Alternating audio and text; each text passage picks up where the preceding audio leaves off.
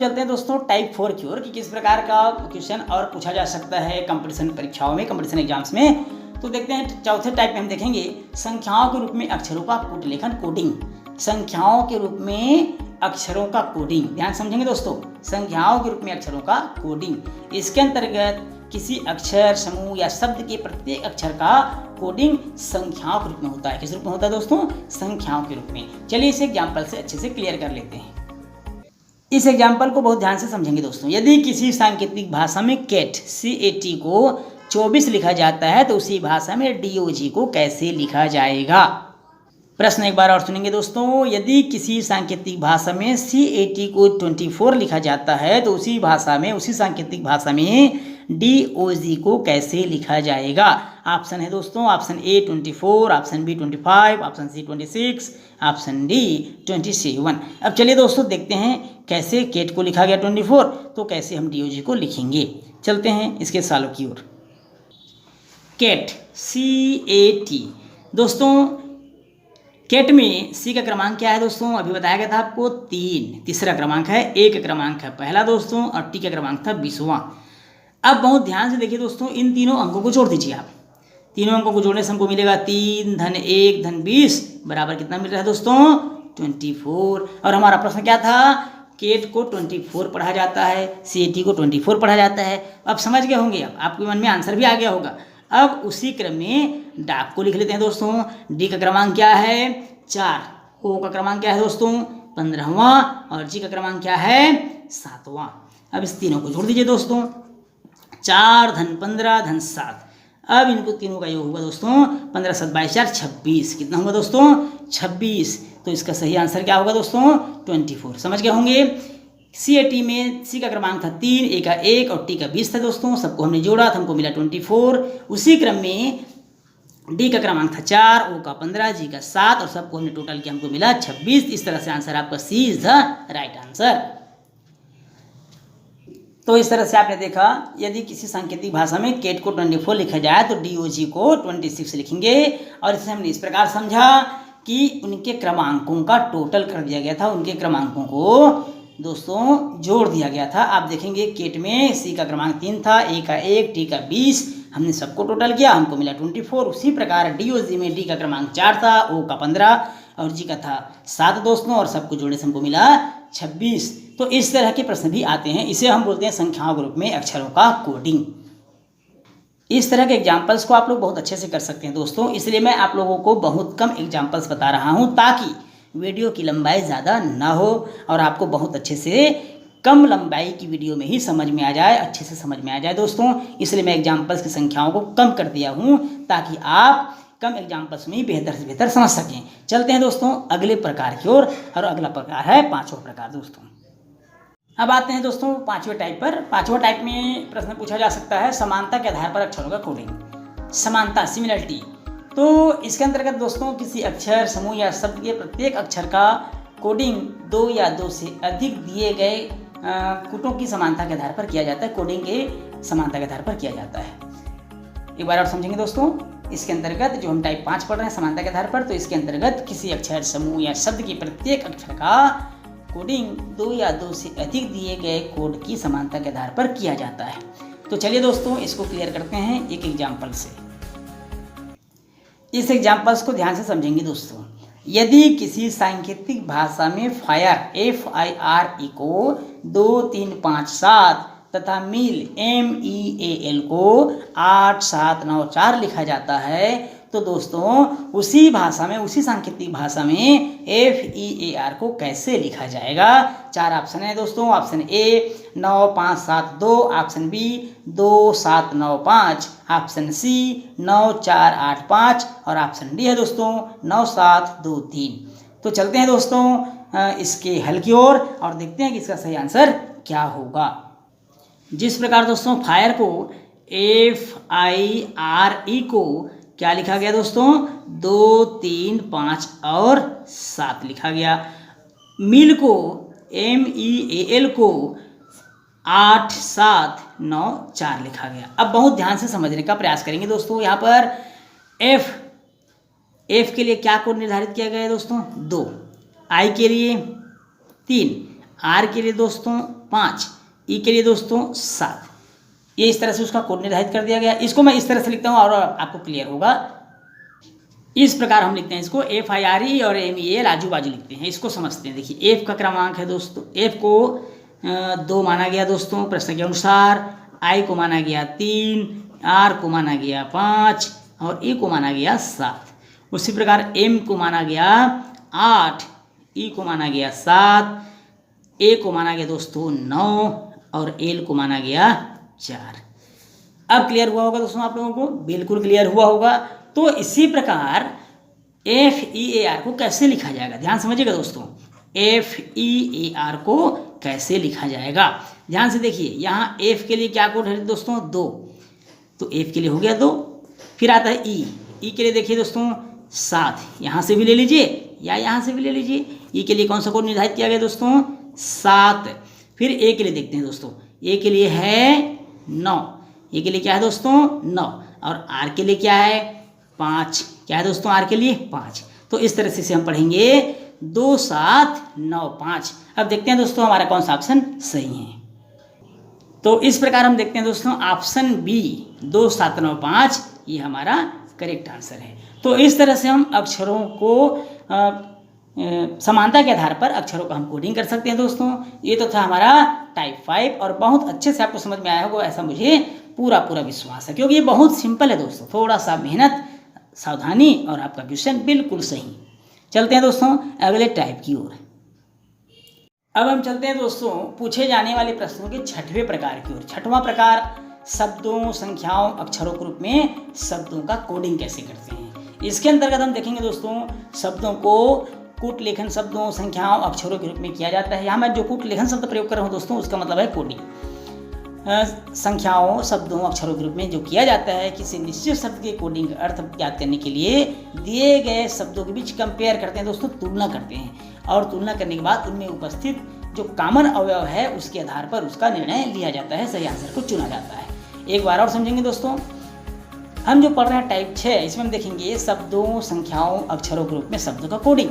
इसके अंतर्गत हम देखेंगे दोस्तों शब्दों को कोडिंग शब्दों, संख्याओं, अक्षरों के रूप में किया जाता है। किसी निश्चित शब्द के कोडिंग अर्थ ज्ञात करने के लिए दिए गए शब्दों के बीच कंपेयर किया जाता है दोस्तों, तुलना किया जाता है। उनमें उपस्थित जो कॉमन होता है जिसको हम सर्वनिष्ठ बोलते हैं, उन अवयवों के आधार पर ही हम सही आंसर को चुनते हैं और उसकी गणना कर ली जाती है। चलिए इसको एग्जाम्पल से क्लियर करते हैं दोस्तों। एग्जाम्पल है दोस्तों, यदि किसी सांकेतिक भाषा में 987 का अर्थ है लव इज लाइफ तथा 876 का अर्थ है वाइफ इज लाइफ, तो लव के लिए कौन सा अंक प्रयुक्त किया गया है। ध्यान समझेंगे दोस्तों, एक बार और प्रश्न बोलता हूँ। यदि किसी सांकेतिक भाषा में 987 का अर्थ लव इज लाइफ तथा 876 का अर्थ वाइफ इज लाइफ हो तो लव के लिए कौन सा अंक प्रयुक्त किया गया है। चलिए दोस्तों देखते हैं। जिस प्रकार 987 हम देखते हैं प्रश्न दोस्तों, 987 को क्या पढ़ा गया? Love is life. क्या पढ़ा गया दोस्तों? Love is life. उसके बाद 876 इसको पढ़ा गया वाइफ इज लाइफ। ये इस तरह से पढ़ा गया दोस्तों। अब चलिए कॉमन देखते हैं। इन दोनों में कॉमन है दोस्तों 8 और इन दोनों में पहला कॉमन क्या है दोस्तों? ध्यान से देखिए, इसको मान लीजिए तो हम समझ सकते हैं 8 के लिए है इज, ऐसा हम मान सकते हैं। फिर देखते हैं दोस्तों दूसरा कॉमन है इसमें दोनों में 7। क्या है दोस्तों? 7। और इसमें कॉमन क्या है दोस्तों? लाइफ। तो 7 को हम लाइफ मान सकते हैं। क्या मान सकते हैं दोस्तों? 7 को लाइफ। अब यहाँ पर जो बच गया दोस्तों वो है 9। ऊपर लाइन में देखेंगे 9 बचा है और लव बचा है, तो 9 के लिए हो गया लव। अब देखते हैं नीचे लाइन में। नीचे लाइन में वाइफ बचा हुआ है और इधर संख्या में 6 बचा हुआ है, तो 6 हो गया वाइफ के लिए। अब हमारा प्रश्न था कि लव के लिए क्या होना चाहिए, कौन सा कोड होना चाहिए, कौन सा संख्या निर्धारित किया गया है या कौन सा अंक प्रयुक्त किया गया है। तो लव के लिए क्या है दोस्तों? 9। लव के लिए क्या प्रयुक्त किया गया है दोस्तों? 9। तो 9 हमारा सही आंसर था। तो ये तो था दोस्तों बहुत सिंपल क्वेश्चन, बशर्ते आपको कॉमन निकालना अच्छे से आना चाहिए। एक और इसको एग्जाम्पल से समझते हैं, और क्लियर हो जाएगा। ध्यान से सुनेंगे दोस्तों क्वेश्चन को। यदि किसी सांकेतिक भाषा में हाउ ओल्ड आर यू को का तो पोहा और यू आर वेरी ब्यूटीफुल को ना पोदातो लिखा जाता है, तो हाउ को उसी भाषा में, उसी सांकेतिक भाषा में कैसे लिखा जाएगा? 4 ऑप्शन है दोस्तों। ऑप्शन ए को, ऑप्शन बी हा, ऑप्शन सी का को, ऑप्शन सी में ही है को या हा, और ऑप्शन डी है इनमें से कोई नहीं।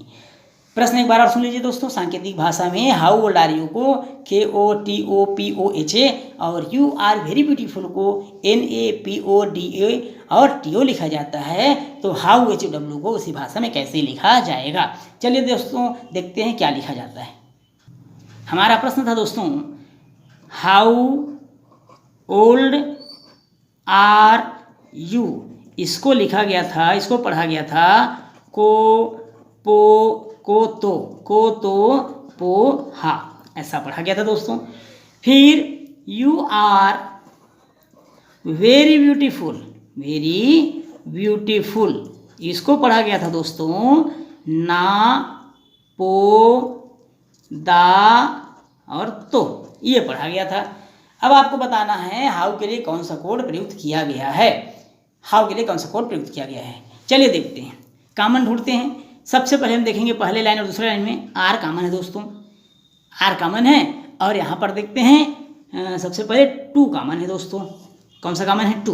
तो हम समझ सकते हैं आर के लिए टू होगा, ऐसा मान सकते हैं। आर के लिए क्या होगा? टू होगा। फिर देखते हैं पहले और दूसरे लाइन को। यू कॉमन है दोस्तों। क्या कॉमन है? यू। अब इस इधर देखते हैं दोस्तों क्या कॉमन है दोनों में? यू। इधर तो यू कॉमन था, इधर क्या कॉमन है? ध्यान से देखिए, पो। क्या कॉमन है दोस्तों? पो। तो यू के लिए हो गया पो। अब चलते हैं हम ऊपर में। ऊपर में देखते हैं हाउ बचा हुआ है, तो हाउ के लिए क्या, इधर क्या बचा हुआ है? कोहा। तो या तो को होगा दोस्तों या हा होगा। ओल्ड भी बचा हुआ है दोस्तों उसमें, तो ओल्ड के लिए भी वही होगा, या तो को होगा या हा होगा। अब प्रश्न पूछा गया है कि हाउ के लिए क्या प्रयोग किया गया है। हाउ के लिए या हाउ को उसी भाषा में कैसे लिखा जाएगा, ऐसा प्रश्न पूछा गया था दोस्तों। तो हाउ को हम क्या पढ़ेंगे दोस्तों उस भाषा में? को या हा। तो इस तरह से हम कॉमन निकाल करके हम उस प्रश्न के सही आंसर को ज्ञात कर सकते हैं। तो हमारा आंसर आ गया दोस्तों को या हा, अर्थात ऑप्शन सी, को या हा। तो इस तरह से हम कॉमन निकाल करके, उभयनिष्ठ निकाल करके हम सही आंसर की ओर पहुंच सकते हैं। तो चलिए दोस्तों अब देखते हैं अगले प्रश्न के प्रकार पर कि किस प्रकार के प्रश्न और पूछे जा सकते हैं। टाइप 7 एक और प्रकार है दोस्तों, टाइप 7 शब्द प्रतिस्थापन द्वारा कोडिंग। इस प्रकार के प्रश्न भी पूछे जाते हैं। शब्द प्रतिस्थापन, इसके अंतर्गत दोस्तों शब्दों की एक ऐसी श्रृंखला दी गई होती है जिसका प्रत्येक शब्द किसी अन्य शब्द के रूप में कोडिंग किया गया होता है। ध्यान समझेंगे दोस्तों, शब्दों की एक ऐसी श्रृंखला दी गई होती है जिसका प्रत्येक शब्द किसी अन्य शब्द के रूप में कोडिंग किया गया होता है, कूटबद्ध किया गया होता है। आपको इसी श्रृंखला में से एक शब्द या कूट को ज्ञात करना होता है या उस कोड को ज्ञात करना होता है। चलिए दोस्तों एक एग्जाम्पल समझते हैं। बहुत सिंपल टाइप है ये, और ये मोस्ट इंपॉर्टेंट टाइप है। इसमें से एक प्रश्न 100% पूछा जाता है। चलिए देखते हैं एग्जाम्पल है दोस्तों, यदि पीला को लाल, ध्यान समझेंगे दोस्तों, यदि पीला को लाल, लाल को नीला, नीला को हरा, हरा को सफ़ेद, सफ़ेद को काला कहा जाए तो घास का रंग क्या होता है। जो नए परीक्षार्थी होंगे, जो इससे पहले एक बार कंपटीशन नहीं दिए होंगे, तो उनको लग रहा होगा घास का रंग पूछा है प्रश्न में, इतना सरल प्रश्न पूछा गया है, ऐसा भी होता है क्या? जबकि वास्तव में दोस्तों प्रश्न को समझना है। जितना सरल लग रहा है आपको, उतना सरल नए परीक्षार्थियों के लिए तो नहीं कहा जा सकता, लेकिन जिन्होंने परीक्षा दी है एक बार या उससे अधिक बार, उनके लिए प्रश्न बहुत ही सरल है, वो क्योंकि वो समझ चुका है। अब यहाँ पर देखिए दोस्तों, बहुत सिंपल है। यहाँ पर प्रश्न में दिया है पीला को लाल, लाल को नीला, नीला को हरा, हरा को सफ़ेद और सफ़ेद को काला कहा गया दोस्तों। अब प्रश्न में जाएंगे हम, घास का रंग। घास का रंग दोस्तों, घास का वास्तविक रंग होता है हरा। क्या होता है दोस्तों? हरा। लेकिन इस प्रश्न में हरा को क्या कहा गया है दोस्तों? सफ़ेद। हरा को क्या कहा गया है? सफ़ेद। चूंकि घास का रंग हरा तो होता है, लेकिन कोड में हरा को सफ़ेद कहा गया, इसलिए हमारा आंसर होगा बी, सफ़ेद। घास का रंग सफ़ेद होगा इस प्रश्न के अनुसार। तो ये बहुत सिंपल प्रश्न है और इस तरह के प्रश्न हमेशा पूछे जाते हैं। तो इस प्रकार दोस्तों आज हम जो पढ़ रहे थे सांकेतिक भाषा परीक्षण कोडिंग डिकोडिंग टेस्ट, यह समाप्त होता है। आप उम्मीद है ये 7 प्रकार जो आप लोगों को बताया गया है, प्रश्न पूछने के टाइप्स जो बताए गए हैं, वास्तव में इन्हीं टाइप्स के आधार पर ही प्रश्न पूछे जाते हैं। इन पर आपको खूब अच्छे से अच्छे ढंग से प्रैक्टिस करना है, अभ्यास करना है, ज़्यादा से ज़्यादा आपको एग्जाम्पल करना है दोस्तों। और जहाँ कहीं भी कोई डाउट्स हो तो आप निश्चित रूप से कमेंट्स करिए दोस्तों। आपके सुझावों का, आपके कमेंट्स का बिल्कुल स्वागत रहेगा दोस्तों। किसी प्रकार कोई झिझक हो, कहीं डाउट्स हो या समझ में ना आया हो तो आप बेझिझक पूछ सकते हैं, कमेंट्स कर सकते हैं दोस्तों।